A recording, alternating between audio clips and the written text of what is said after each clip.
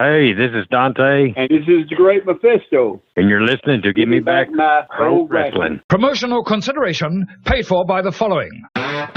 This is Steve Bowtie Bryant here. Back in the 90s, I was a pro wrestling photographer for the South. And I released what might have been one of the original sets of indie trading cards. I ran across some of these original sets. They were up in Randall Fanning's attic all this time. PG-13 rookie card. Ricky Morton, George Weingroff as the Sheik, Chris Champion, Reno Riggins, Billy Montana, Gary Valiant, the Scorpion, the Medic, Rick Reynolds, Jeff Daniels, Mephisto and Dante, Ben Jordan, Steve Neely, Marcus Woodrow, Clinton Charisma, Little Farmer John. If you'd like an opportunity to get these cards, contact me now. You can get them for only $49.99. Contact me at Steve Bowtie Bryant at iCloud.com. Get your set now while supplies last. Ladies and gentlemen, welcome to Give Me Back My Pro Wrestling.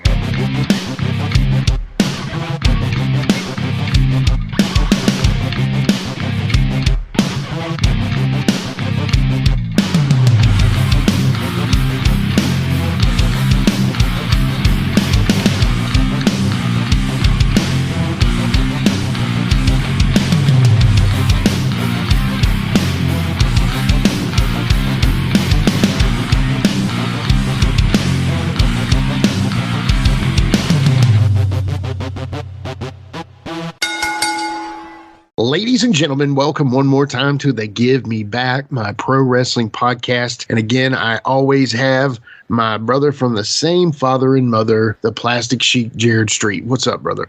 What's going on, man? Just, got a big one here today. This show's going to be amazing. I cannot wait to talk to these gentlemen. Yeah, man, our first tag team.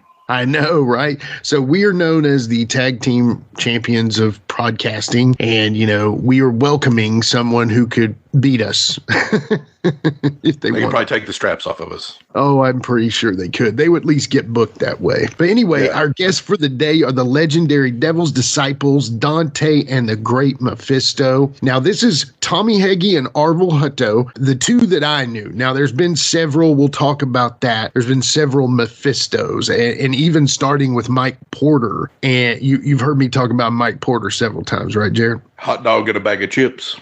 If we're lucky. For everybody else, it was just a hot dog. So anyway, but yeah, Mike Porter started it out, and then he had some other guys, Cool Breeze, and then ended up with Arvil Hutto, which now I got to work in the same locker room as these guys. They always had their own manager, so I never really got the chance to manage them. But I tell you what, they are awesome duo, and they've had some great guys with them. So, I'm just excited to have them on. I do want to give Shane Morton a shout out. Thanks for the hookup on this one, brother. You made it happen for us. You got me their numbers, got them in contact, and we got them on the show, and that's just how it works. So maybe we need to hire Shane on, and it's not a salary, Shane, but we need to hire Shane on as a talent scout.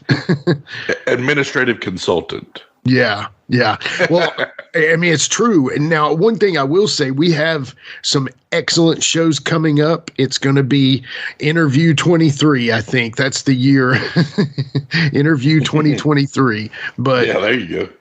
If you guys, we'll get back to topics someday, but I tell you what, we've tapped a vein here and we're not going to back off that. We're just getting too many good opportunities to get some great interviews in. Very excited about this one. We've got coming up in our next few episodes after this one, we've got Kroll, Mr. Tim Thomason. We've got Quentin Charisma, a guy we needed to have on forever, but just haven't made that happen yet. Then we also have Forsaken Rick Reynolds. 3 excellent guys, 3 big guys, too. These guys aren't playing around. So I'm excited to see their stories, and hear more about that. So anyway, the ball is rolling, right? The ball is rolling.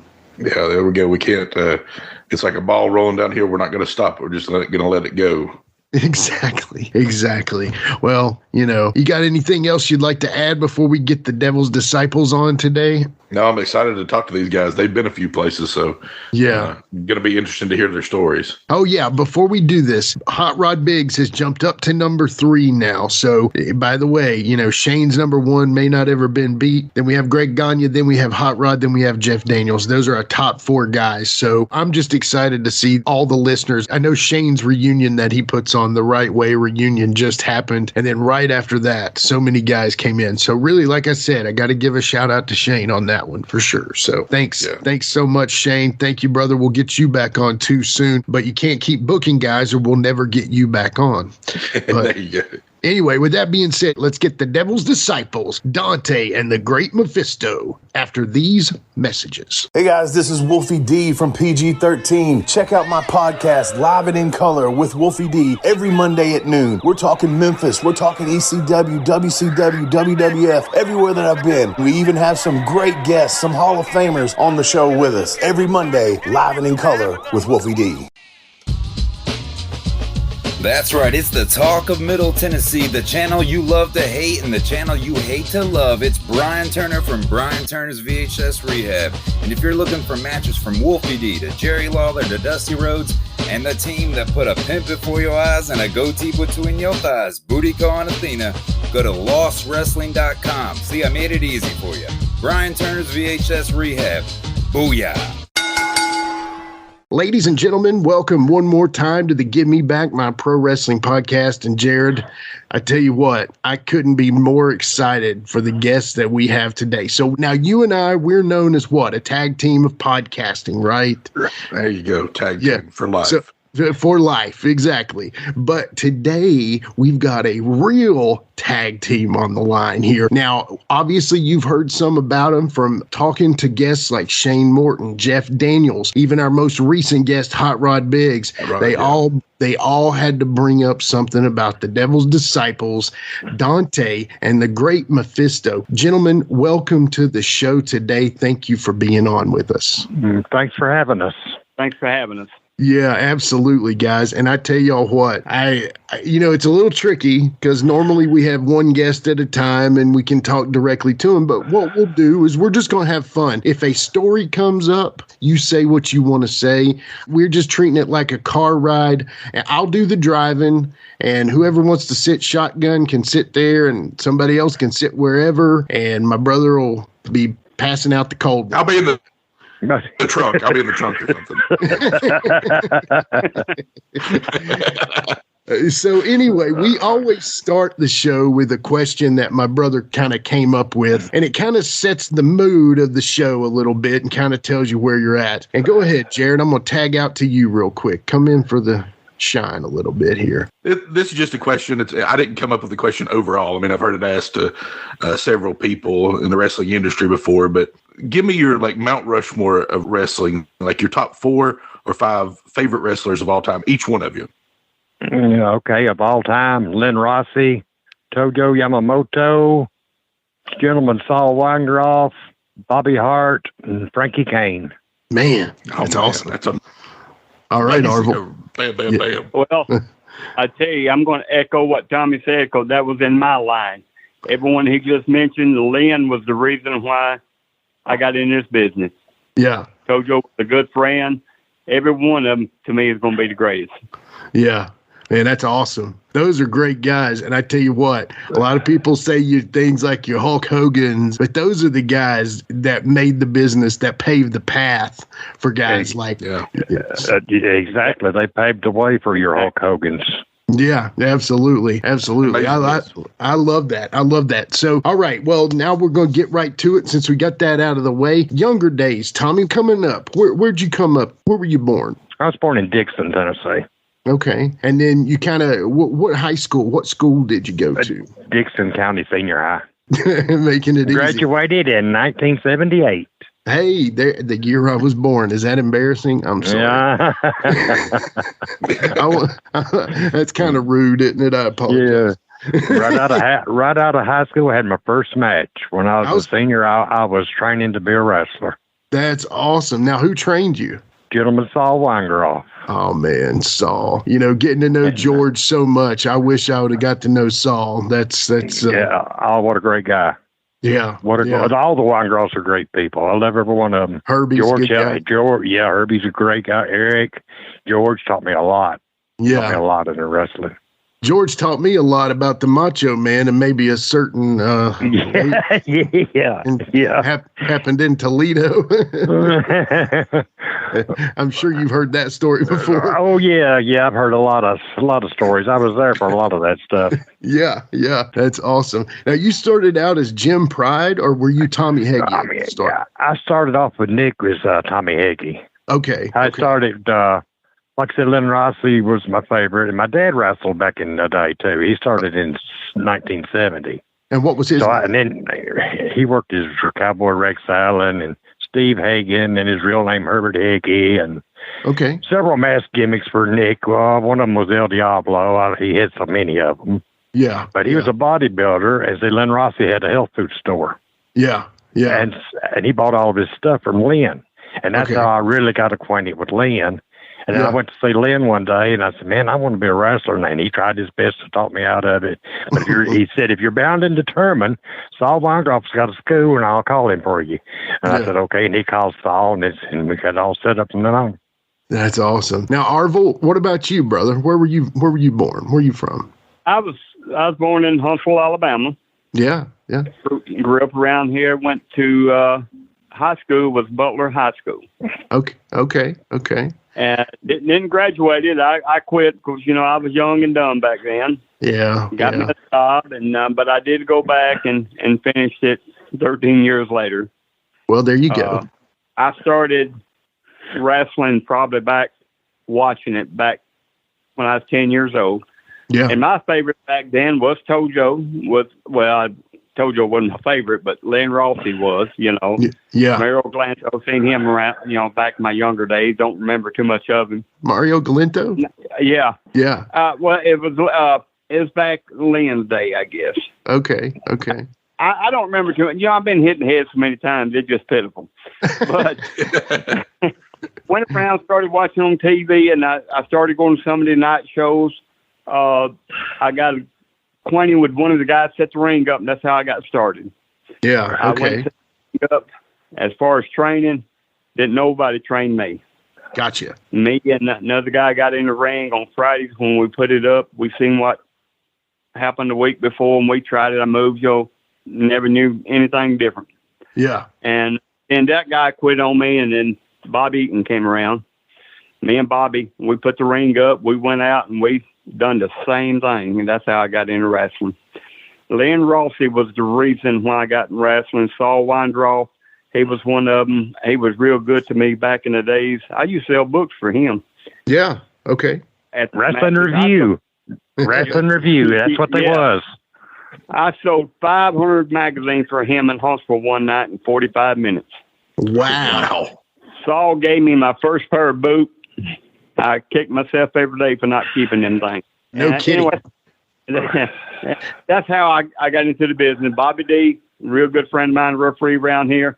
He got me a shot on TV in Chattanooga with Nick.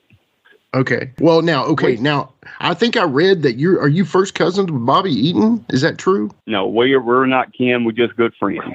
Good friends. Well, hey, in my opinion, he's on my Mount Rushmore. He's one of the greatest of all time, in my opinion. Oh, yeah. So. And if he's probably the number one as far as a person, you know what I mean? So, yeah. Bobby was a real nice guy. We always had a great time together. We rode together to the matches, and me and him, we worked for Saul Weingroff then. Saul and Luthez when they first started running up in Tennessee in 76. Yeah. And son, me and Bobby got out and I killed each other, just put on a show for them. We almost killed each other out there in the crowd. Oh man. We didn't know any difference. But yeah, Bobby was the king. Yeah. So let me ask this then. Tommy, what was your very first match? My first match was in Hopkinsville, Kentucky, October 3rd, 1978, against Mitsu Katayana. Mitsu Katayana. Okay. Yeah, Arvil remembers Mitsu. Yeah. I remember Mitsu. That's awesome. What about you, Arvil? Awesome guy. What about you, Arvil? Our first match there again, well, me and Bobby worked each other in Columbia, Tennessee. Okay. With Saul Weingroff and them, and I guess we stayed with Saul and them, went to Corinth, Mississippi. But we started in Corinth, Mississippi, here some in Alabama, until we got in with Nick. Yeah, that's awesome. Jared, go ahead. Tommy, talk to us a little bit about working for the Funks as Jim Pride. Jim Pride. I never worked for the Funks, but I worked for the Poffos. How that happened was Randy Savage worked for the Funks as Jim Pride. That's who that was. Gotcha. Okay, that's what the mix-up. Yeah. That's good. And then when I got to work for the Poffos, he gave me his old name of Jim Pride. Okay. So it was Randy's old name before Randy Savage. Gotcha. Okay. Well, now was it Randy or you that worked Sputnik Monroe? It wasn't me. Must have been Randy. It must have been Randy. It wasn't me. I knew Sputnik, but I never worked him. Okay. So now, what was your first step into ICW? Well, I was working for Nick, and Randy had a falling out with Nick over George. Okay. And me and Randy was together, and I took him to Center, Kentucky. We rode together. Earlier that day, they had fired Angelo, or for whatever reason, I don't remember why. And Randy was mad, and he was drinking some beers, and the more we got there, the madder he got. And when he seen George sitting in the dressing room, he just went off on him. He's starting to beat him up and all this stuff, you know. The Gordian Hayes was there, Toto was there, Ricky Morton was there. And Gypsy Joe come between them and try to separate it, you know. And pretty soon George went on and got in his match over, and he got the hell out of there. And then Randy was, of course, the main event. And then a couple of days later, they come and got the belt from Randy and fired him. And they called me in the office, and they gave me all these questions. What was his plans against George? Was he going to, you know, what was the plan, how to get George? Or was he still trying to get George? You know, Nick was worried about George, you know, his son. Yeah. And then I got a little heat off of that. And then Randy, and then they started their ICW, and they got hooked up with Bob Roop and Bob Orton Jr. over in Knoxville, and Randy asked me if I wanted to work, and I went. Yeah. Okay. And so did you also start with Gulas too, Arvil? Yeah. My first one, like I say, was what they called back then was outlaw shows. I guess I went to outlaw shows after I got started with Saul and them, and then, of course, I didn't get them booked no more with them. I think they busted up then. Okay. They was with UWA. Yeah. Okay. And so I just went on with some of the outlaw shows, and then in the early part of '77 when I started with Nick. Okay.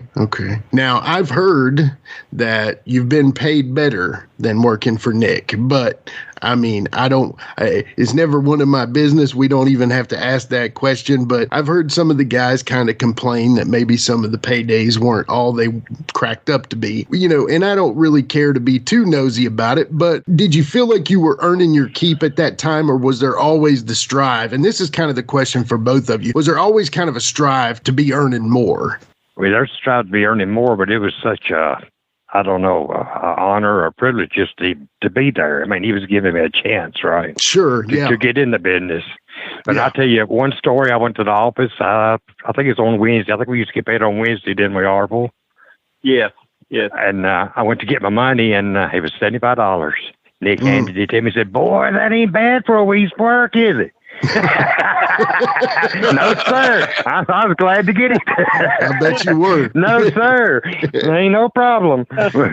That's awesome. Well, now when me and Bobby started, we didn't care about money. Sure. That was further down our mind. We just wanted to work, wrestle, do whatever we could. And yes, I felt like I should have got more money, but hey, it was up to me to stay there or not. Right. You know. Right. And I stayed because I liked the organization. I liked the people that was in it. They really helped me and Bobby as we come up. You know, it's just great people to work with, and you ain't got that no more. Right. You ain't got Nick Gulas, you couldn't help like Nick Gulas. He's just a way about him. Yeah, I've heard that. Now, were either of you there the night that George apparently said something to Harley Race that maybe said, "Daddy said sail"?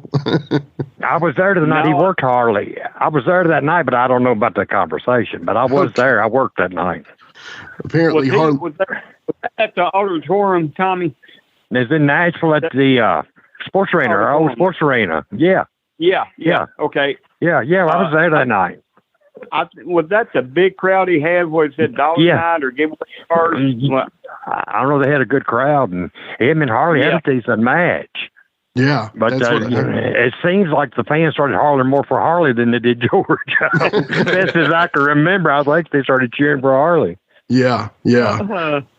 Well, I mean, that is Harley, but when you were in the locker room, and I know we've been in the same locker room, and you kind of have your people you talk to and stuff. How did Harley carry himself? He was I never did see him in the dressing room. Yeah. Okay. He must have been by himself dressing somewhere. I passed him that night in the dressing room. He was walking through, and he spoke to him, and I spoke to him, and Harley was a good guy. Yeah. I mean, he and Bobby went toe-to-toe with each other. They really liked each other, and I liked Harley. I thought he was one of the best workers, too. I mean, he's the NWA champion, in my opinion. That's awesome. Okay, so we're kind of working our way up here now. In '84, it says that you spent a little time in Mid-South. Is that right, Tommy? I did some TV shows down there, TV in Louisiana. Mike Jackson took me down there with some guys. I went down there for a few shows, just TV only. Yeah, okay. Were you working the Midnights and Barry Dorso? You worked both of those, or maybe it was Crusher Dorso at the time? Yeah, I worked them down there, yeah. I remember them too, for sure. Yeah, that's me and Brian Adias, I think, worked Bobby and Dennis. I believe it's who it was. Okay, yeah. Now, I mean, that was a great team, one of the greatest of all time. Yeah. Jim Cornette was there, and he was trying to say, hey, this is Bobby and Dennis, and blah, blah, blah. And Dennis and Bobby said, we know Tommy. He's no problem. We've been down the road with him because I've worked both of them with Nick, Yeah. So, and Jim Cornette was trying to say, well, they're going to do this move. No problem. Bobby said, no problem. He knows how to do it. Did they say, all right, Jim, this is Tommy. We already know him. Yeah, pretty much is what they said. We was in Gulas with him. He's okay. Don't worry about him. Yeah. Tell me something, Arvil. Tell me something real quick about the Brown Bombers. What can you tell me about those troublemakers?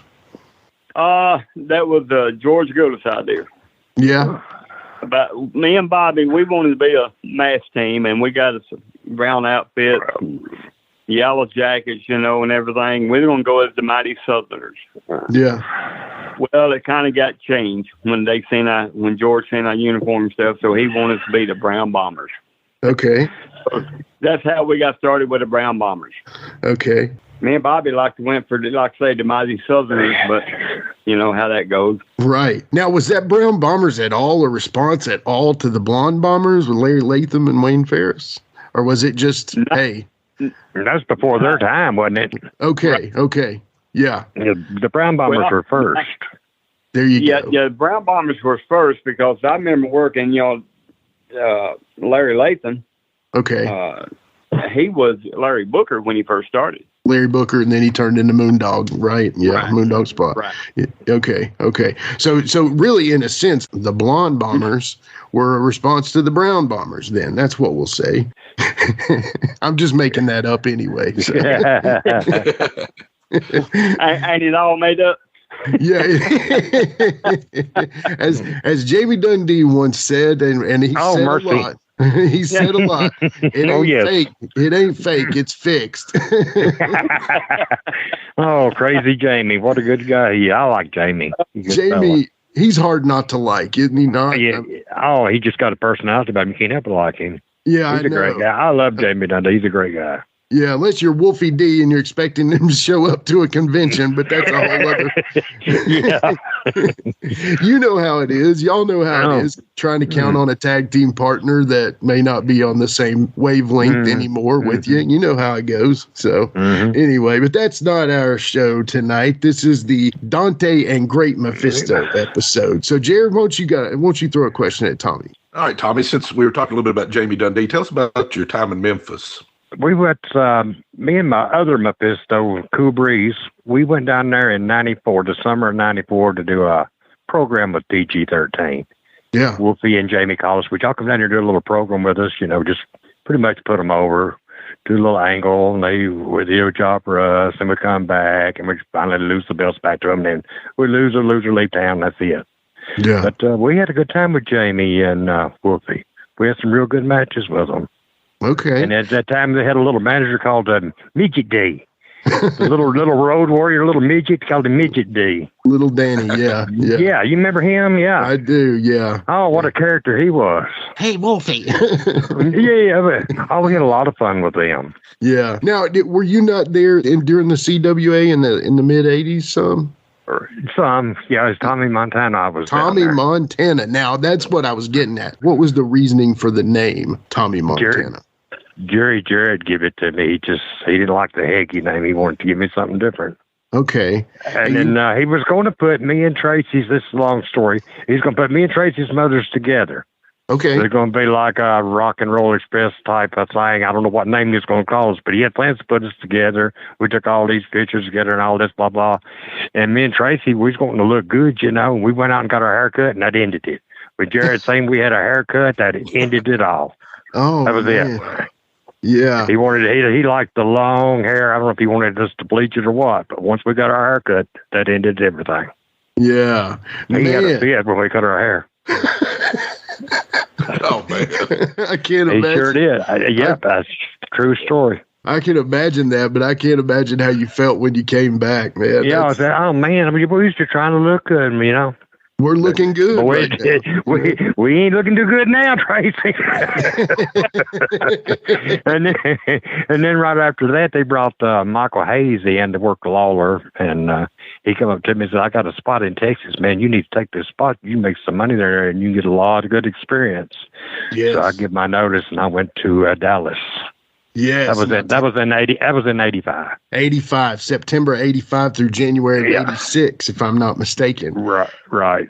Now, tell us about World Class. I mean, now some of the names that I have right here are you worked versus Jack Victory, John Tatum, Gino Hernandez, Lynn Denton, Rick Rude, Austin Idol, Buddy Roberts. Am I right on those names? Yes, sir. Yeah. Yes, sir. I mean, that's a who's who right there. Yeah. And all of them, I had the best matches with Lynn Denton. Yeah. What a great guy grappler was, Lynn Denton. Grappler, yeah. Man, I mean, it's funny that you all end up becoming a masked tag team and you're getting a great time with the Lynn Denton, which is one of the greatest masked tag teams of all time, and the grapplers, So he was a great guy. We hung out together, and I moved in with him close to the end, and we rode together. He was just a great guy. Lynn Denton was a great man. That's awesome. That's awesome. Awesome time with him. Now, and we went to a bar in Fort Worth. It was called Manhattan's, and they give all the wrestlers free drinks. But we hit it every night. We got to hurry up and get to the bar. The bar's fixing to close. We had a great time. Yeah, so I mean, there's Hollywood, John Tatum, Jack Victory, but I got to ask you about Gino Hernandez. Now, he's kind of, where he passed young, and he's kind of reached somewhat, mythical proportions nowadays to where everybody, how was he? What kind of vibe did you get from him working him? He was a great guy, and he worked with you. He called stuff. He was a great guy. He didn't try to eat you up or anything. Real friendly in the back. No problem with any of them. Yeah, that's awesome. Everybody was real friendly except the Bon Erics. They was kind of in their own little world. Yeah, they didn't talk much to you. They was kind of in their own little hemisphere. Gotcha. Yeah, I mean, but everybody else, Ken Mantell, he was booking there. He was a great guy. He took care of me. That's awesome. Now that's even better. I've got to ask a question. Now, this may have been a time where actually Gary was away, but did you have any interactions with? Now, if you got to know me in Nashville just a little bit, the guys that I modeled myself after in the early days out there, I was trying to be Skandar Akbar. In the later days, I was trying to be Gary Hart. Two totally different managers. But did you get to know either of those guys at all while you were out there? Gary Hart was a real good guy, real nice guy. Now, Skandar, I didn't know Skandar. Gotcha. Okay. I never met or had any dealings with him. Okay. How was Gary? I mean, do you have any? Real nice fella. He was, hey man, won't you try to do this or do that? I mean, he was real helpful with things. That's awesome. He'd give you advice. He was a real nice guy. Now, okay, so with that being said, the Gary, we had Greg Gagne on the show very early on, and I'm talking to him, and I'm thinking, this guy's been everywhere, knows everybody, and we bring up Gary Hart, and he's like, "Why would you bring him up?" And I didn't get that vibe from him. I thought he was a real nice guy. That's awesome. That's awesome. It was something with a booking decision he made or something. Yeah, he and Jim Brunzell were a tag team, and he was talking to him, and he didn't like the way they booked him or whatever. But he was again kind of my dad's my booker kind of guy.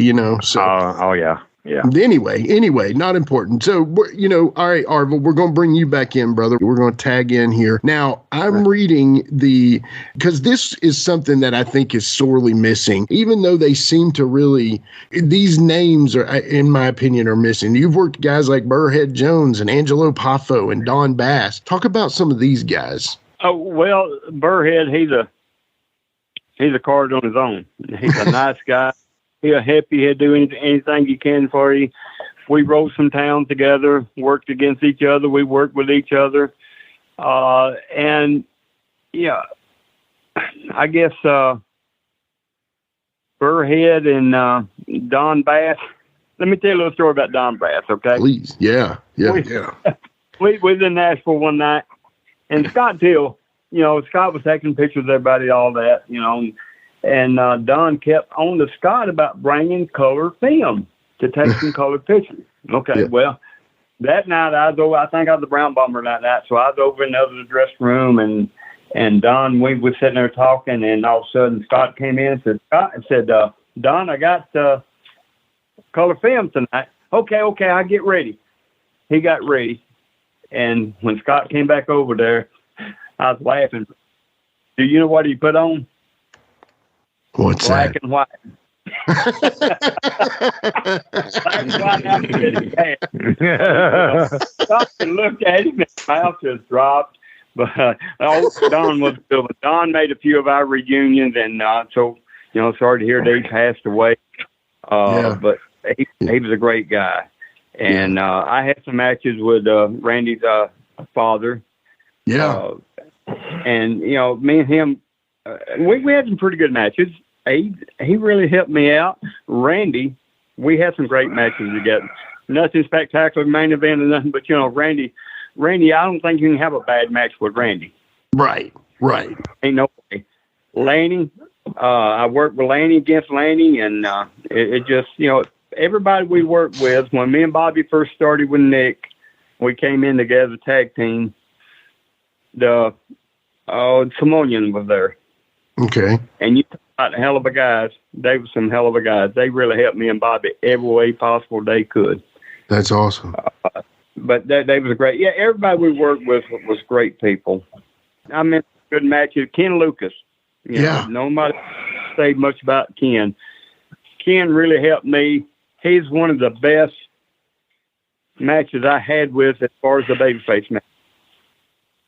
We worked in Nashville that night, and Ken was a hell of a guy. He knew a lot.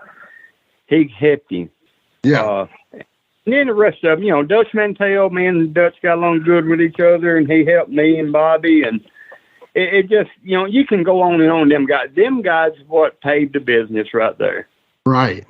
Yeah, it's kind of like you're bringing up all these great names and you really can't say anything bad about them. I mean, I'm sure that if you want to dig deep, you can get something personal on somebody, but that's not what this show's about, as far as working and how they did their job, all these names, it's kind of hard to pick a bad one out. Let me ask you real quick about Angelo, though. Was he working the miser gimmick at that time? Because I always thought that was funny, knowing that he was somewhat cheap. And again, I don't want to sound like I'm harping on pay, but knowing that he was kind of tight and that he actually worked a gimmick called the miser, it was kind of living the gimmick. Yeah. Now, when I worked with him, it was always him. It wasn't no other gimmick or nothing. Okay. Okay. Him and he teamed a lot together when I was in with Nick. I didn't stay in there long as far as full time. My son was a year old, and he didn't know me. I was on the road all the time, Nashville, Huntsville, back and forth. Yeah. So I got a pay wasn't that great, which that really didn't set me too bad. But, when your son just don't know you after almost a year old, and it's time to do different. Yeah, so that's understandable. I didn't get to travel like Tommy did, and I wish I had. I wish I stayed in there a little longer, just to get the experience of going and seeing all these places. Well, I mean, we won't talk too bad about you, Arvil. It's okay. What people does, it doesn't matter. They won't say. Yeah, they won't say it to my face. I'm gonna tell you that. So, go ahead, Jared. Arvil, I saw. Did I read somewhere that you had a match with the Rockers in WWF? Yes, me and Pat Rose. Wow. And I think it was in. I get it mixed up because I worked Ric Flair in Birmingham. I think that was in '89. I think me and Pat worked the Rockers maybe '88 in Nashville. Okay. Yeah. Okay. Yeah. So was it in the same building, the municipal? It was in the auditorium. Okay. The one that we talked about earlier when the Harley race was there. It was in that building. Okay. Huge crowd. Yeah. So that was the WWF. Now, did you ever have any other dealings with Pat Rose at all, or was it just that one time? Oh, no. Me and Pat, we worked each other a lot in these outlaw shows. Okay. Before Pat, they're, big. Oh, yeah. Me and Pat, we had a ball. We was working one night, Scottsboro, Alabama. It was cold. Man, it was probably 15 degrees outside. He said, let's go outside. He said, we went outside, and we was out there working and hitting each other, and he said, throw me on the car. What? Throw me on the car. I said, okay. So I threw him on there, cracked the windshield. Yeah. And it was his car. It was his car with cracked windshield. But Pat's a great guy. I really enjoyed working with Pat, against him and all, Yeah. And it just great guys, Ted Allen, nobody speaks about old Ted Allen. That you can't get no better guy than Ted Allen. Yeah. Ted was great. They always talk about him wrestling a bear. That was one of the things that I always hear about, so I know he did more than that though, but no, that's another one. Matter of fact, he was going to be one of the, it was Danny Davis and Ken Wayne. Okay. I can't think of her name. They went by. But anyway, he was going to be one of the was it Nightmares? Yeah. The Nightmares. But it started out with Ted and I think I don't think it was Ken Wayne. I think Ken took his place. Okay. But anyway, he was going to start out with the other one as that team, but something came up. He couldn't make it. I can't remember what happened. So that's when Ken Wayne and Danny Davis took over. That's the Nightmares. Yeah. But Ted still went as the Nightmare under a hood. Right. Nightmare Tad Allen. Yeah. I was going to say that. Yeah. Arvil, you mentioned there about working Flair. How was that? Great. I tell you, Flair would have gave me more if I just took it. Yeah. But how you go against somebody that big, it's right. Not, got all respect for the guy. I just didn't want to overstep my boundaries with him. But he really gave me a lot. Yeah. A lot. Flair was now them chops was hell. They look like it. No, man, I wore it 2 weeks. But aside that, yes, I had a good match with him. Yeah. And that was in '89 in Birmingham. Yeah. If I would have taken Ric Flair's chops, I might not have wore a shirt for 2 weeks and said, you know what this is? Yeah. So, okay. So some people say he's a bit of a routine guy, but the theory behind that, and I'm actually a big fan of Flair, and I've listened to some of his conversations before, and he's always said that the reason he liked his same stuff was because he saw Ray Stevens wrestle when he was a kid and ended up that Ray didn't do the flip over the turnbuckle, and he's like, when he saw Ray on down the line, he said, Ray, why didn't you do that night? He said, well, kid, I like to change it up a little bit, and Flair never liked that. He always wanted to give the fans the greatest hits, and, right. Yeah.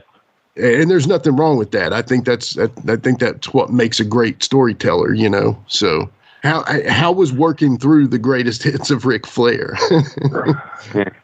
It was tough. Yeah. But Flair's, he was real.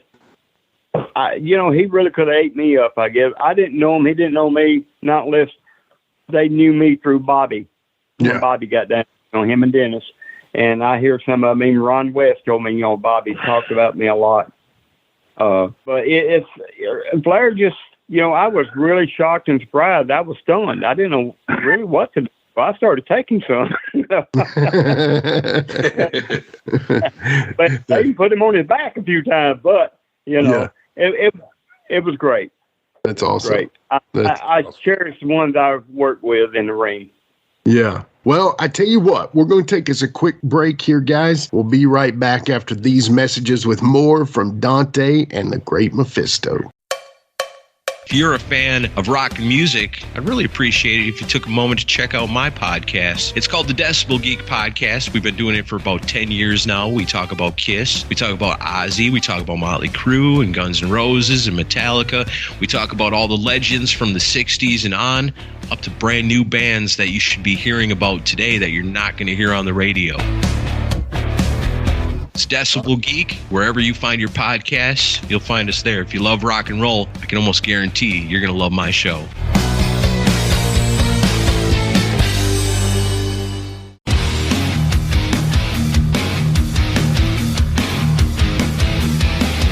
Hey everyone, this is Shane from Insane Shane's World. I release wrestling figures of enhancement talent, mid-card wrestlers, and wrestlers that you never thought would have a figure available. So if you're interested in adding a really cool and rare figure to your collection, then don't hesitate to contact me at shamtheman73@gmail.com. That's SHAM theman73@gmail.com. You can also join my Facebook group. Just search Insane Shane's World.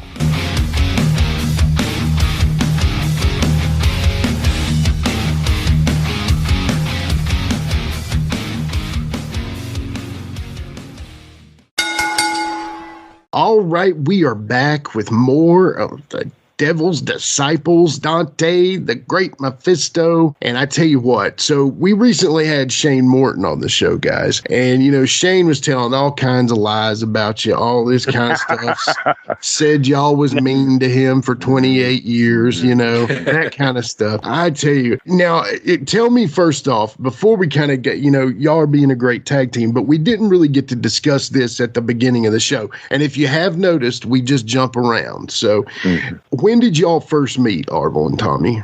Well, back in the Gulas days, or we first met. Yeah. And I believe I met Tommy back in, I believe it was 77? Last of 77, 78, yep. We was in Tuscaloosa, Alabama that night. Okay. I mean, we separate cars. And Tommy, he was following me home. It started snowing when we got here in Alabama, in Huntsville. And it was so late and everything, so Tommy just followed me on home and stayed with me that night and then went home next morning. So we've been together, knowing each other since 77, I know. Okay. Yeah, okay. It's been a long time. It's been and I spent the night when the weather was so bad, it was just too rough to get to Nashville. I spent the night with him. Yes. Yeah. Yes. I think that was the night I flushed the cop and he pulled me over. but yeah, me and Tommy have been knowing each other 77. We worked against each other, worked with each other. We ran a few programs with him and his dad, me and my other partner, Juicy Johnny. Yeah. Okay. We just, to me, I thought we done good with each other. Yeah. Yeah. That's awesome. He won't try something, we'll do it. No holding back. Yeah. We've been lifelong friends.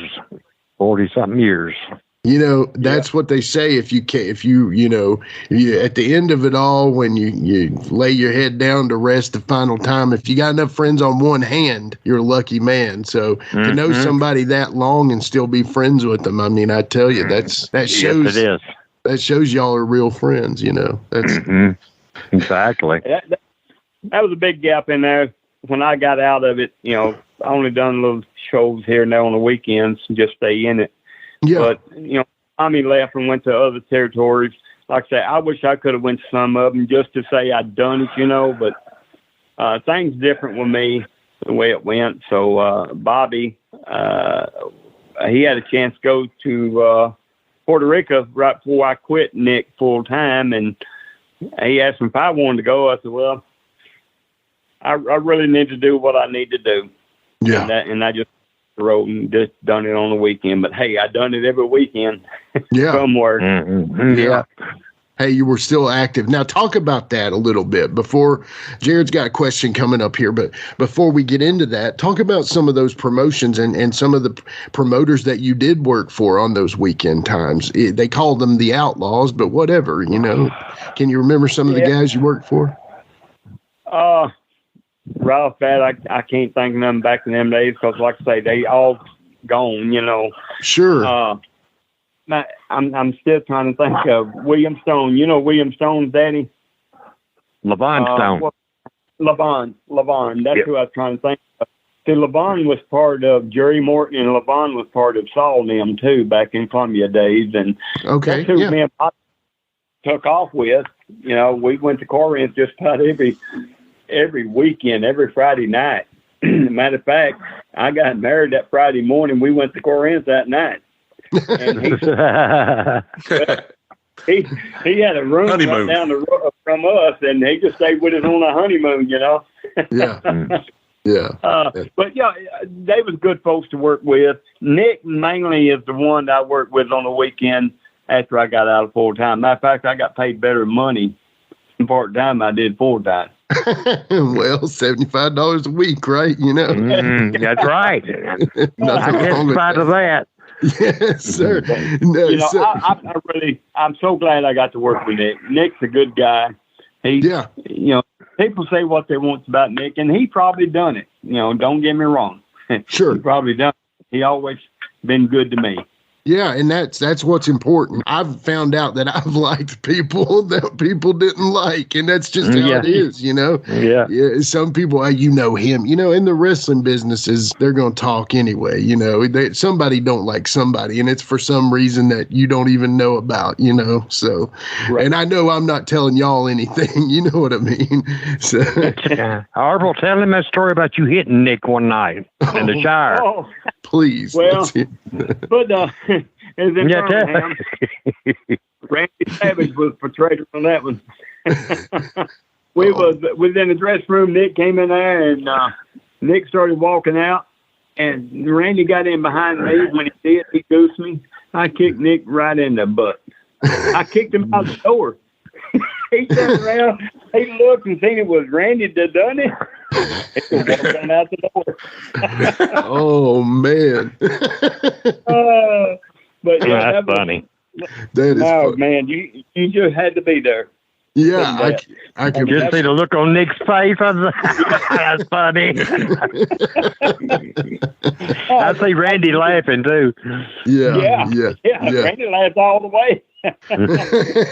That's funny. That was another guy, Randy Savage. If you good friends with him, he'll give you anything you want. Okay, so this is a good question, actually, real quick. Jared, I know you got one. I'm sorry.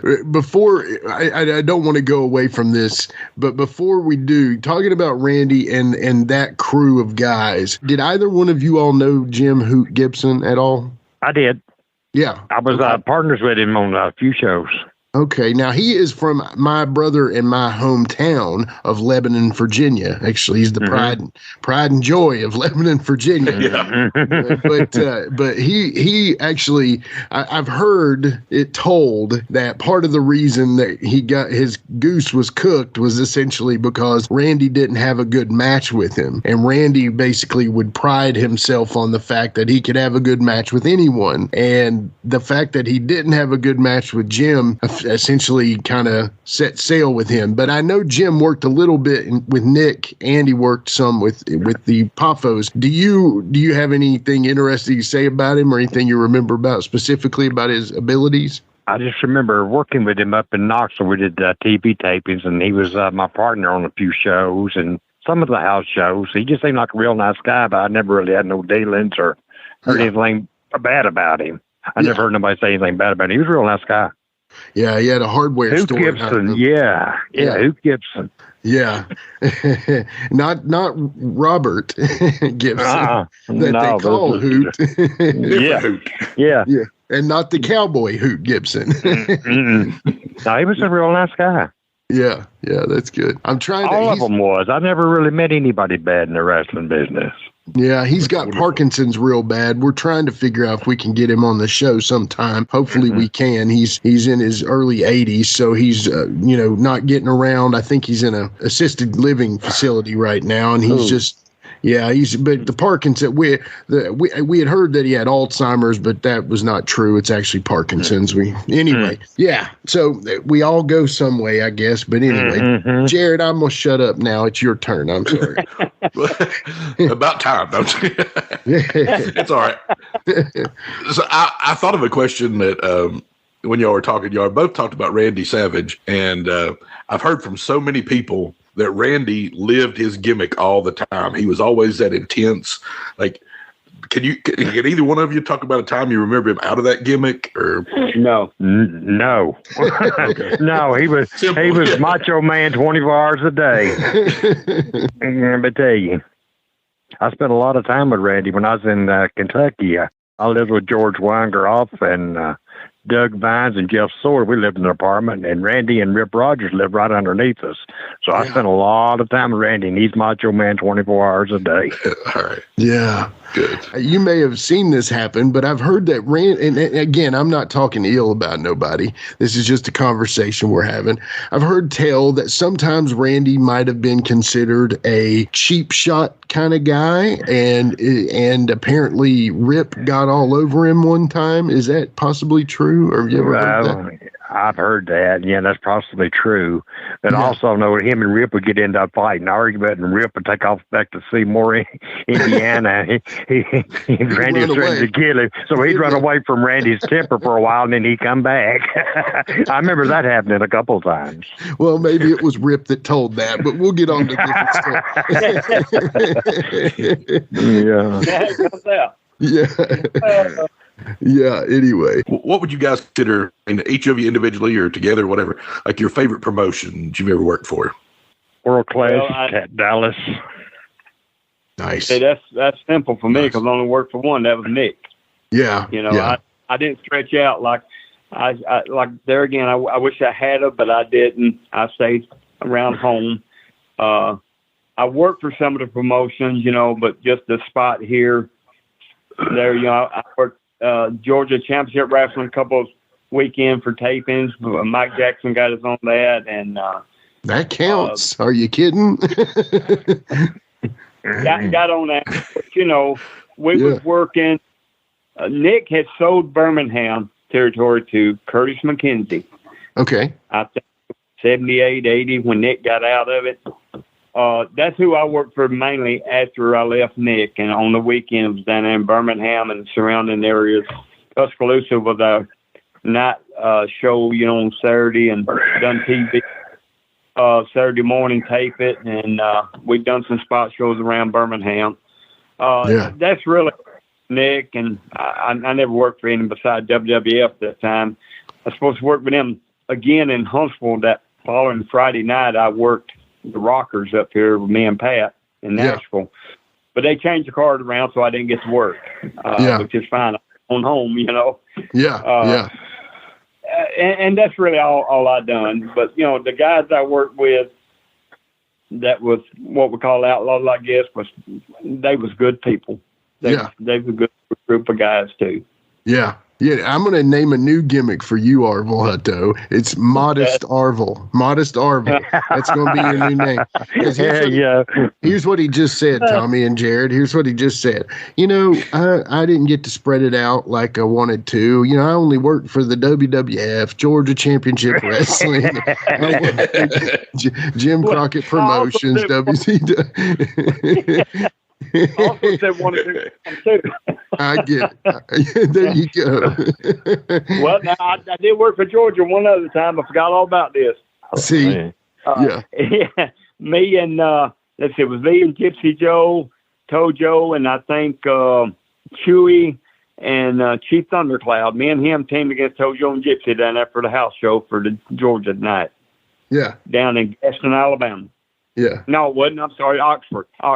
That's great. So, you talk about guys like Tojo and stuff, man. I mean, to me, I've heard so many great stories about Tojo and stuff. Do you have a funny story about Tojo, either one of you?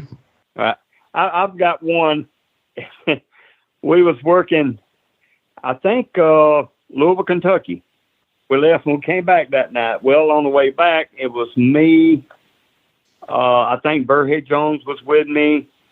And somebody else, can't remember who it was.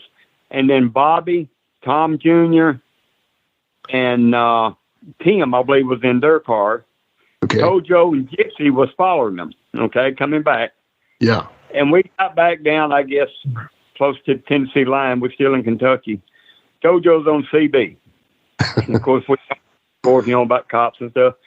He said, he broke in there. He said, Hutto, come back quick. I said, what's wrong? He said, Tom Jr. just lost the wheel. Oh, no. That wheel came off his car. I mean, he just said, come out, quick. Tom Jr. lost the wheel. And they never could find that wheel. Oh, man. That's a funny one about Tojo. Yeah. Yeah, it is funny. I remember y'all talking about that. That is funny. Yeah. And, they were doing 75 mile an hour or so, and it's lucky they didn't. Golly. Yeah. Get, trouble. But he just hit, and he just got on off the side of the road. But they went back the next day to get his car, couldn't find a tar nowhere. Had to have a record bullet. Hard to tell where that thing went to, 79 miles an hour, man, I tell you. But that was a funny joke about Tojo. That is hilarious. That is funny. Yeah. Arvil, you mentioned Gypsy Joe there a little bit. Can you tell us a little bit about Gypsy? He's a tough old guy. Movie. Gypsy, you ain't gonna find no tougher than Gypsy. Yeah. Gypsy's a good guy. He'll help you. We had some heck of a matches together, and when I first got started and everything with Nick, and we was working Scottsboro one night, and I was working Gypsy that night, and in a single, and we got over in the corner. He said, hit me. I like to go, but I hit him. And he said, oh, let me show you how. He threw me around. Boy, like caved my chest in. Oh, yeah. That's why as you hit him, he'd say, harder. You couldn't hit him hard enough. Yeah. Golly. There was one time Chattanooga TV, they had spot. When you remember when Tom Ernesto Sr. and Gypsy had a deal going, Tom? Well, that day they had a Coca-Cola crate, and it was almost a brand new one. It still looked pretty. And Tom Sr. hit Joe over the head with it, and it didn't crack. And he said, do it again. Took him 3 times. And I thought Joe was going to die, but he just lay back in the restroom about 10 minutes. He's ready to go. Yeah. One tough codger. Yeah. A super nice guy. Yeah. Oh, yeah. You can ask no better than him. Yeah. Hard to understand him sometimes, but Joe's a good one. And I really hate to see him get in the situation he was. Yeah, that was sad, losing his leg and everything. And, that was sad stuff. I heard the story that if this, he wanted to die in the ring, and essentially he was going to try to do it in Japan and everything. I heard some crazy stories about all that. Yeah. So. Yeah, that's true. He wanted to die in the ring. Yeah. I've heard him say that. Yeah. When him and his wife broke up, I believe that's really tore him up. Yeah, well, it's definitely can do a number on you. I tell you, women will do more of a number on you than any man can. And I speak from experience. But anyway, all right, guys. Well, then I want to get on to the stars of the show here. So the formation of Dante and the Great Mephisto. When did you decide? When did that start, Tommy? I started in 1989 with a man named Mike Porter. Yeah. He's the only one that had a red outfit, so he agreed to be my partner. Okay. And then we broke up, and then I got with a guy named Mike Williams. He went by Cool Breeze.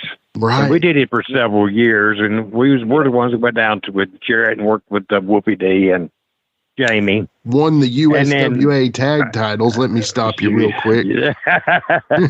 Yeah, we worked there, and we come back, and Cool Breeze, he had a motorcycle gimmick he wanted to do, so he lost his mask, and shortly after that, me and Hutto got together.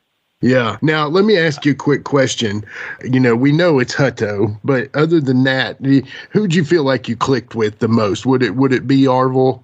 Arvil number one, yeah, and then Cool Breeze number two. Cool Breeze was a real good guy. Yeah. And tough as nails.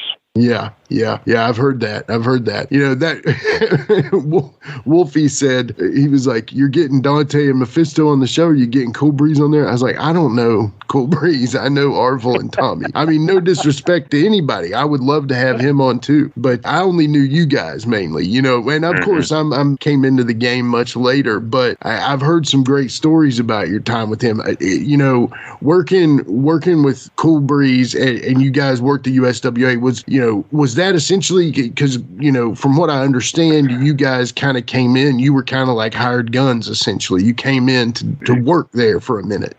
So. Right. We hired, and Reggie B. Fine, they put us with him. He was our manager. Right. Let me tell you a funny story with Reggie B. Fine. Please. So I wore the loaded boot, right? Yeah. My leg's supposed to be shorter than the other.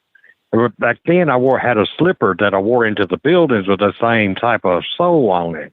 And Reggie B looked at me, he said, "Man, I'm sorry. I thought that was a gimmick. I didn't know you was really that way."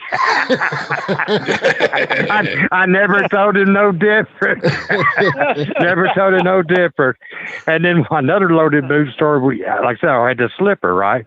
Yeah. So we're following Buddy Landale, Tommy Rich, and Doug Gilbert. We're following back from Memphis to Nashville to show that night. And I got pulled over by the state trooper. Yeah. So he searched our truck and all this stuff, and he seen I had the slipper on, is built up, and he seen the big boot in the back, and he seen the tag belts. I said, "Man, I'm sorry. I have trouble with my bad leg. I just didn't realize I was going that fast." He said, "Just slow down, take it easy, and let me go." We got to Nashville. Buddy Landell said, "You worked that gimmick on him, didn't you?" I said, "I sure did, brother." That's awesome. Oh, my God. That's so funny. I tell you, those tag belts are some of the prettiest belts ever. They really are. And I know they came from the Fullers. And I think you're right. Yeah. Yeah. They had them on, I think they had them on red. And then we had Dave Milliken on. He kind of told us a little bit about the story.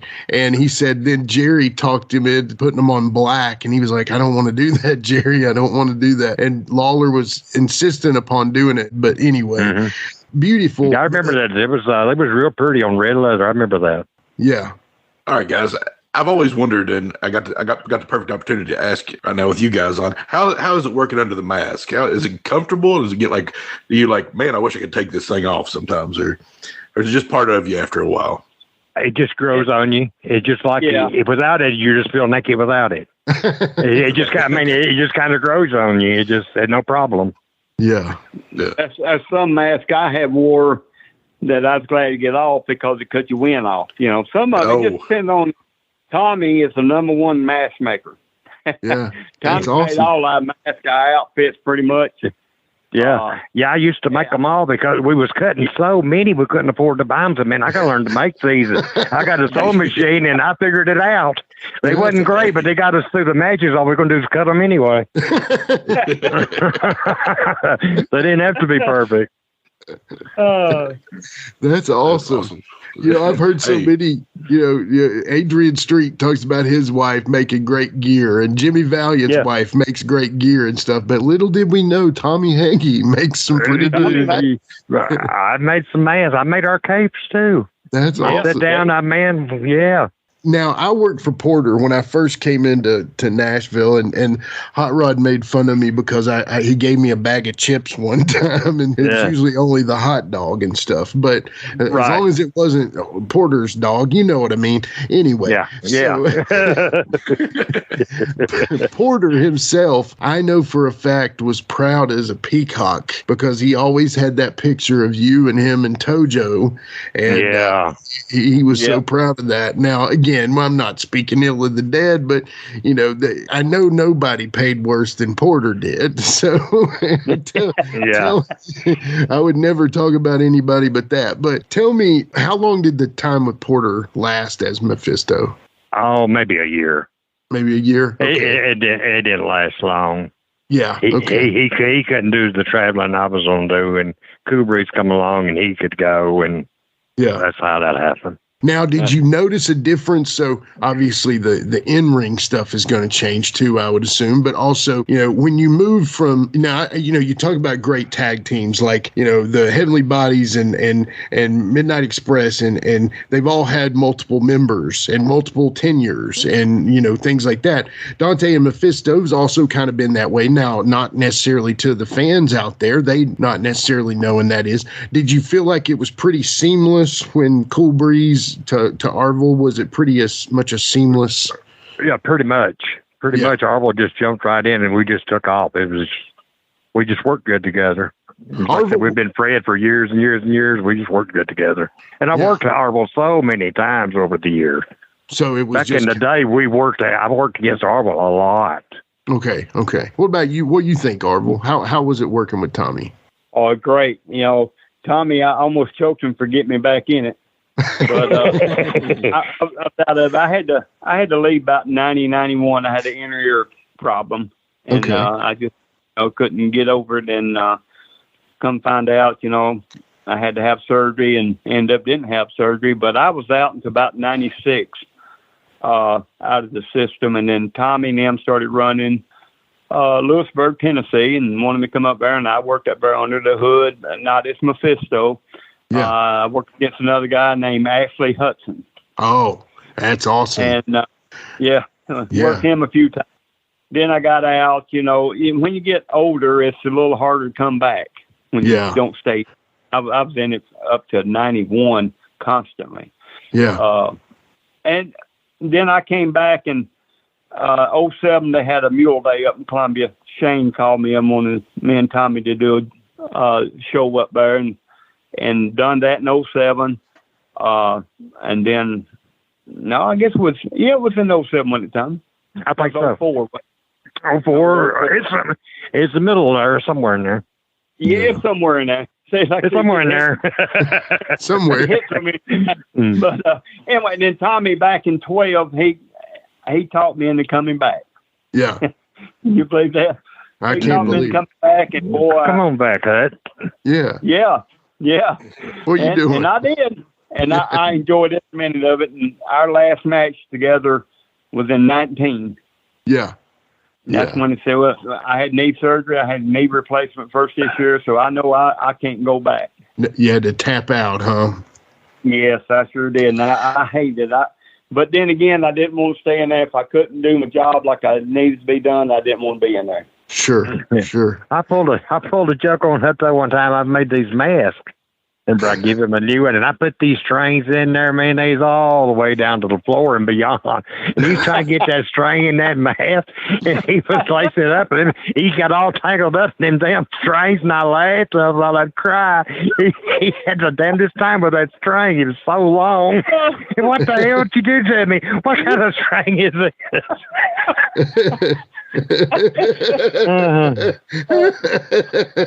He was all tangled up in that mask string. That was so funny. That is hilarious. That's how I back in 90 when I quit, or 91, I worked in Columbia at the what's the name of that building? Tommy was Grand Slam. Grand Slam. That was the last match I had to come out, and I got tangled up in the net outside. We got into it outside, and son, I didn't know where I was at. Yeah. And I knew I had to do something then, so I had to come out. But back when I was full time, I had an inner ear infection. I go to the ropes and no telling where I end up at. Yeah, because my balance was off. The equilibrium. That was the time George and them was doing basketball game before the matches. And I played on that team that night, and you'll see me going down the court. It was terrible, man. Was that like a celebrity basketball game kind of thing? Is that what it was like? where the wrestlers would play, or was it just a personal thing? I think it's, what do you call them, the slammers, Tommy? Yeah, body slammers. Okay, Body gotcha. slammers. Yeah, that's what it was, the body slammers. So it's kind of like Lawler's softball team and that kind of stuff. They had their own. Yeah, they played basketball before the matches, and George had his team, you know, and some wrestlers. And Dojo played on the team, too. Yeah, that's awesome. Yours out there. I bet that was hilarious. Yeah, with his kidney shoes on, that was funny. Yeah. You never seen him in a pair of tennis shoes. No, I never seen him with the kidney shoes on. It's always in wooden shoes, you know. The wooden jobs, yeah. Yeah. Yeah, that's funny. Oh, man. Tommy, tell us a little bit about disturbing behavior working them. Disturbing behavior. Jeff Daniels and Tim Ernesto. That's them. Is that who we're talking about? That's right. Oh, man, I loved working with them. Tim Ernesto was like my little brother. Yeah. When I got in it, he was like 16, 17, and we hung out constantly together. Yeah. We're best friends, and still best friends till today. He's one of my longest, him, Tom Ernesto Jr., and Arvil Hutto, my three longest friends in the wrestling business. That's awesome. That's awesome. And Jeff Daniels was a great guy. He's a great worker. Yeah, Jeff was a great guest. You remember when, Tommy, Tim was Spider-Man? Yes, I do. Yes, I do. Very well. I was his first match he ever done in Tennessee, right across the line, Clarksville, Tennessee, I believe it was. Yeah. He was he's supposed to have been in Huntsville one night. For some reason, he was sick or something. He couldn't do it, and I was there, and they put that gimmick on me, and that damn thing ain't been washed in 6 months probably. I was like, oh my God, can't believe you put me in this thing, and the mask, covered up your nose and your mouth, and all you see was your eyes, and it was long, and his long sleeve. Oh my God. That was awful. It was just awful. I worked Hans Schroeder down there in Huntsville as the Spider-Man because the Tim Ernesto wouldn't come. Oh my God, I can't imagine. Yeah, they told me a bag and opened that bag and said, oh my God, it was awful. I mean, you can love and respect a man and be his friend, but there's certain things you never ever want to have to go through, Yeah. That's one of them things I never forget in wrestling. As long as I live, I'll never forget that. That's one of them, Yeah. Now, who was that? Who ran that gimmick? Tim Ernesto. Tim Ernesto started it with Nick. Okay, gotcha. That's great. Now, I'm just not saying this in a bad way, but Tommy, you and Tim kind of seem a bit of a different size too. Were you closer to size at that time, or at that time I was a little bit closer to him. Okay, gotcha. I was about 200. He's probably 170 or so. I squeezed in it, but I got it on.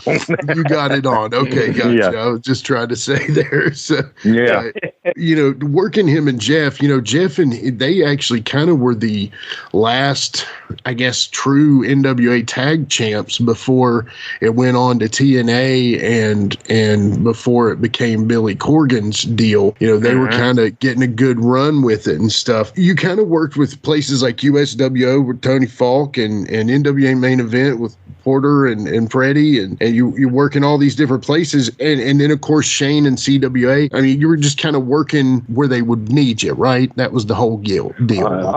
Pretty much, yeah. Yeah. Pretty much. Now, if I'm not mistaken, you would have the book in a lot of places, too. What did you think about booking as far as that goes? Booking's fun for a while, but then you got to dealing with all the guys and all the problems and all the headaches and people griping. And after a while, well, I've had enough of this for a while. Let me hand it over to somebody else. And then you run stale on ideas after a while, too. Sure. You start repeating. Yeah. So I always knew when my time was to hand it up. Yeah. Would you give us somebody that maybe an angle that you really liked? What were you happy about that you booked? Oh, Lord, there's so many. Our first real big, the Scott brothers, Billy and Gary Scott, which is now Gary Valiant. And then we had with the Wild Boys, we had a real good angle and run with them for years and years. And then Shane and Steve Morton, the same with them. Yeah. The angle just run for years. I mean, it just kept, people just never got tired of it. Yeah. Billy actually worked in Japan too, right? He was. Yeah. That's awesome. And Gary, that's another guy we got to get on the show for sure. You know, that's what I was wanting you to lead me to, essentially, with Shane and Steve. You know, Shane, of course, he can't tell his story without talking about you guys and the decades of years of times y'all have worked together at the Mule Days shows. Oh yeah. Would you say that you some of your favorite opponents would definitely have to be Shane and Steve as far as the... Yes, Shane and Steve Morton, like I said, Ben Jordan, Steve Neely, and the Scott brothers. That was my three teams. Okay. Of all time. They was great. Okay. And we did business for years with all three teams. And then Gary and Shane would put a team together, and then Bubba and Shane, and, you know, all kinds of stuff. It was a very plentiful crew out there for sure as far as talent, you know. Yes, it was. Yes, it was. So, okay, when exactly did you and Arvil get together? Arvil, I'm going to ask you this one. When did you and Tommy get together exactly as far as the Mephisto? What year was that? It was 12. Okay. 2012. We started our reunion up in 11. Okay. I went up to Tommy. Well, we had a reunion in Gatlin from Scott Teal. And I left that night. Tommy said he's doing a show down here, you know. So I stopped in and watched him, and he kind of talked me into coming back. And of course, I miss. I love it, you know, and I carry it out through the day the same way, you know. Yeah. But anyway, he got me back in there, and I loved every minute of it. We done some benefits for people too. Went, you know, just to be together, I guess, do something. And then he brought his son in to manage us. Yeah, Tommy. Yeah, and we brought Cannibal. Yeah, Cannibal. Yeah, Corey. Corey came in. You know, it was a devil's thing. Yeah, it was great. So it was great. And then don't get Rick Reynolds. Don't forget Rick. Yeah. He was kind of in the middle of me and Hutto and me and Breeze. Right. Rick Reynolds come in. That's the guy that trained Wolfie D right there. So. Yeah. Yes, sir. That's true. So there you go. Now, Rick is going to be on the show very soon. That's a guarantee. I know that. Good. So yeah. Rick was a good guy, and he was a good partner, and he was fun to work with. He was really good. Nicest guy you'll ever meet, too. Oh yeah, perfect. Oh, you can't beat him. Can't beat him. He preached my father's funeral. Wow. Okay. Wow. That's how much I like Rick Reynolds. He's a great man. Yeah, that means a lot there, right there. Yes, sir. And he did a great job, and I wouldn't have had it no other way. He was awesome. Yeah. How are you boys doing, by the way? I haven't seen them in a long time. They're both doing good. They work together. They work at the same place. My son owns a telephone company where he installs new systems in the motels and places when they're building them. That's installs all the security and the telephone systems, and they work together. Are either of them doing anything in wrestling anymore? No, my days are gone. Too many aches and pains anymore. Yeah. Well, I mean, that's kind of my question. And, you know, as we're kind of wrapping up, and I don't want to end it, but, you know, these things are as they are. What was your last matches? Hutto and me worked. Who did we work? I can't remember. We worked one with Bobby Eaton was a special referee, and that was real special. Yeah. You know, just say Bobby, and he was our special referee, and I forget who we worked. I think the Wild Boys. I believe the Wild Boys was heel, and we was faces in the deal. Yes, it was. It was Wild Boys. Yeah. And that was one of our last ones, and with Bobby there, it was real special. Yeah, that's awesome. That's awesome. Yeah, Bobby managed us, and like I say, I'm so glad he got to come to my reunion before that, because he really missed all the guys too. Yeah. I'm going to tell you a quick funny story about Bobby. So I'd worked a little bit in Virginia before I moved out to Nashville, and my guy that brought me in the business, Kenny, he kind of taught me everything, and he booked a show and had Bobby on the show. Well, I got to manage Bobby against a few guys, different shows. So I got the chance to know Bobby as things were. So I saw Bobby once again out in Nashville, and he, you know, Bobby never forgot you. If he knew you and he liked you, he never forgot Gotcha. And I was, it was on a big show that Porter booked with Bert, and then got to see Bobby one more time at Saw. Well, I worked at several places in Kentucky with him for Bert and different places and stuff. But then it gets down to the last time I saw Bobby was at Saw in Millersville. And I walk in there, and on the back wall there, y'all know the back wall there, the main wall they did. And it had, it was Mike Searcy, Bobby, Reno Riggins, and Wolfie D. Well, I didn't know any of them except Bobby because this was my first night working there. And I walk in there, and Bobby jumps up, and, you know, like Bobby's just so friendly. He jumps up and he grabbed me and hugged my neck, and he said, "What are you doing? How you doing?" You know, and I'm like, "Oh, I'm good." And we were just like best friends. You know what I mean? Even though we necessarily weren't, he still treated me like that. And because he remembered me and we'd worked good together. And I can see out of the corner of my eye that Reno and Wolfie are looking at each other like, who the heck is this guy?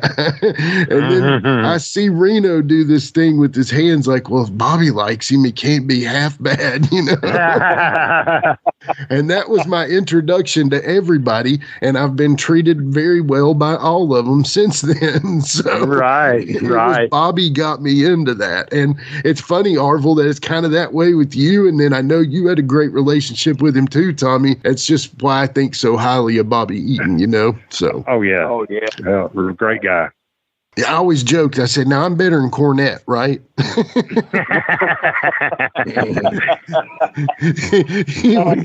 he would never give me a comment on that one. Anyway. Well, guys, I hate to wrap it up here, but is there any story that we might have missed that y'all think about that you'd really like to tell? Well, there's so many out there. It's just hard to pick one.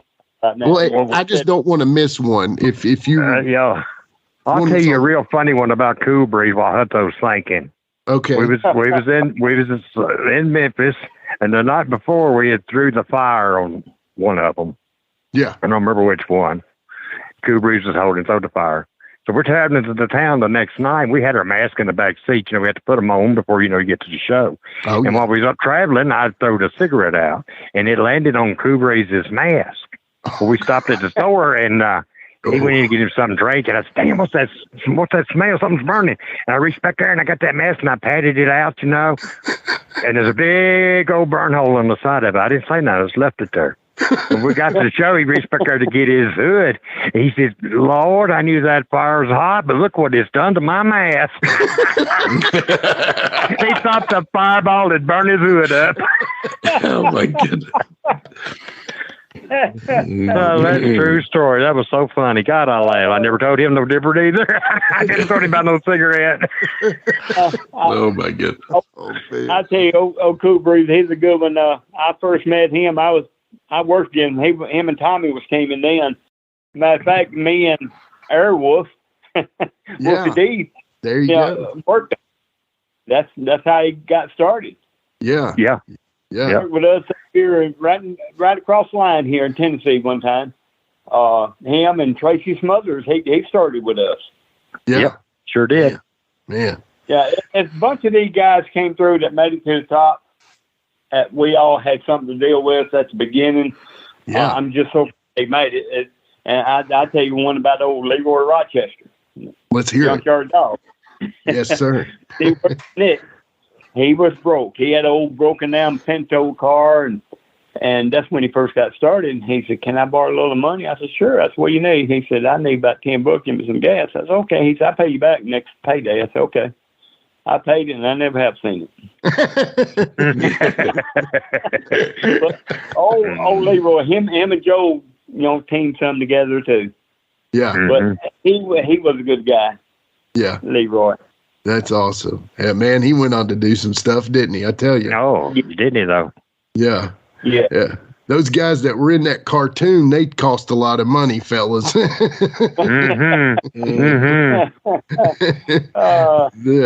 Yeah. But I've heard great stuff about him. But I've heard even more great stuff about the guys that I'm talking to tonight. And guys, I just want to thank y'all so much. I mean, you really are a true blessing to know and to have on our show. My brother and I, we decided to start, we just said, hey, if we're going to talk about wrestling all the time, we might as well record it and put it out on a podcast. Yeah. Well, I enjoyed it. It was great talking to y'all. Thank y'all so much for coming on. Sorry, you're more than welcome. Just bringing up memories from the days. Yes, sir. I loved it. Thank you so much. Thank you, guys. Yeah, thank y'all. Thank you, guys. Take care, and we'll talk to you soon. Get you on another time, okay? Okay, y'all take care, too. See you, Hutto. See you, Tommy. Appreciate you guys. All right.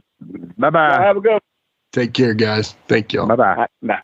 What great guys. I tell you what, we'll be right back, y'all, to wrap things up with the Plastic Sheik on Give Me Back My Pro Wrestling. This is the big picture, Michael Jablonski. Don't forget to tune in every week to Jablonski's Pissed Off on the Mike Jablonski's Pissed Off YouTube channel. The love wrong in the sport. He's gonna tell you all about it. He doesn't care what you think. You're gonna hear all about it. Mike Jablonski. He's so pissed off. Mike Jablonski. He's so pissed off. Mike Jablonski. He's so pissed off. He's pissed off.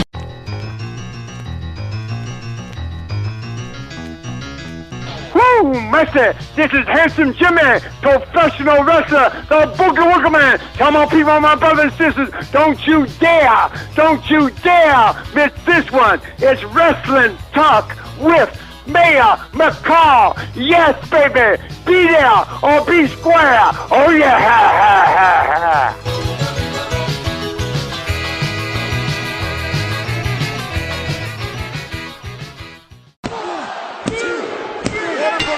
All right, Sheik, I tell you what, we just had a absolute legendary tag team on our show. What'd you think about that, man? Man, these guys were great. They, the conversation just takes off. Like, I always worry about, is a conversation going to go all right, especially if we had two people on here, and it just took off and went great. It's great how these guys just open up like a book and just tell you all their stories are running up and down the roads. The nicest guys, too. And these guys are legendary villains. You know what I mean? And they're just the nicest, most genuine guys. And I just remember always being in the locker room and everybody would try to be around the guys just to talk to them. And, I wish I would have talked to them more, but I wish I would have talked to them more. But I feel like, sometimes you don't want to bug people, and they're just the nicest guys. I got to know Corey, his son, very well. We worked a lot of different promotions together. He was a good dude.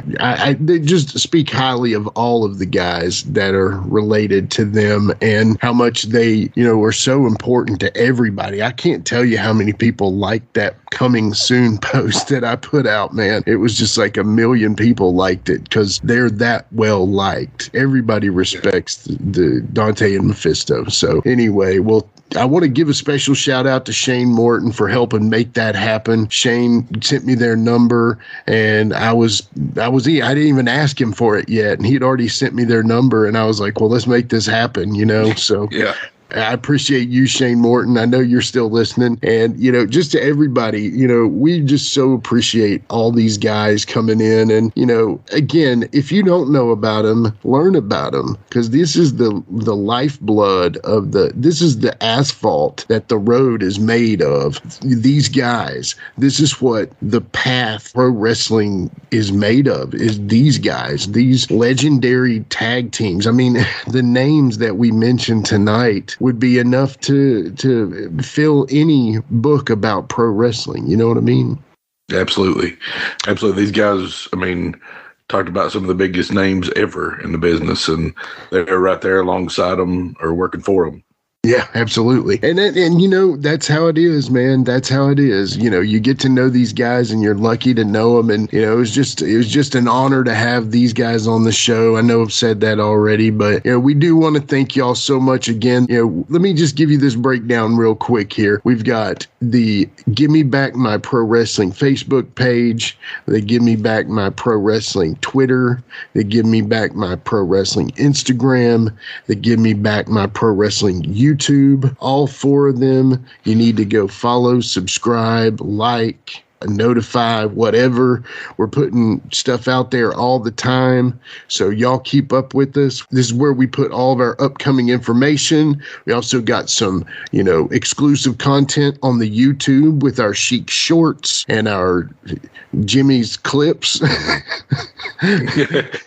Anyway, long story short, don't miss out on the social medias and don't miss out on the shows by following the social medias, and you'll never miss one. But we do thank y'all so much for listening to today's show with the Devil's Disciples, Dante and the Great Mephisto. They just don't make them like that anymore, right, Jared? No doubt, man. Well, once again, we thank y'all so much. We'll be here next time. Not sure what it's going to be about yet. Maybe it'll be another interview. We never know, right? Sometimes we know. We just play it by ear. Calling it in the ring is what calling it in the ring. There you go. All right, y'all. Take care, and we'll see you next time on Give Me Back My Pro Wrestling. Don't forget, don't fight the Devil's Disciples. With a tear in my eye, this is the greatest moment in my life.